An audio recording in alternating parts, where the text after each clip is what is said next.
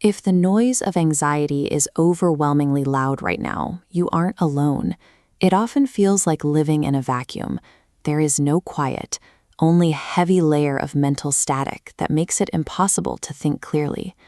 That static creates a specific kind of pressure, a suffocating feeling that you must manage your current reality or find an immediate way to escape it. We aren't here to solve the reasons behind your anxiety right now.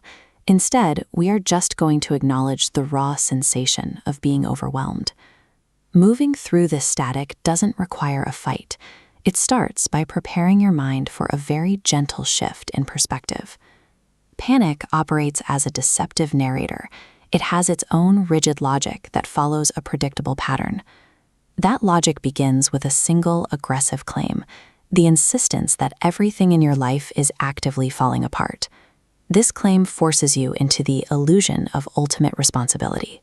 You begin to believe you alone are the single point of failure for your entire reality. Panic then demands that you find immediate fixes for massive, long-term problems, the kinds of things that simply cannot be resolved in a single afternoon. This diagram illustrates the feedback loop. A perceived threat triggers a need for control. When that control fails, it circles back, making the threat feel more dangerous. As the loop spins faster, this constant mental effort drains your energy reserves, leaving you exhausted. Trying to fix the panic on its own terms only reinforces the idea that you are entirely responsible for your own survival in this exact second. It is a self-sustaining trap. There is a contrasting internal voice available to you. It is the quiet voice of peace. While panic looks at the chaos, peace offers a grounded reminder that the foundational parts of your life are still under control. This visual represents the difference in structure. On the last, panic demands that you actively fix the knot. On the right, peace invites you to move into a state of observation, where you allow those lines to settle into parallel waves. When you accept that you don't need to be in control of every variable, the heavy mental exhaustion starts to lift. Peace allows you to lay down the burden of solving every problem right now, even while those problems still exist.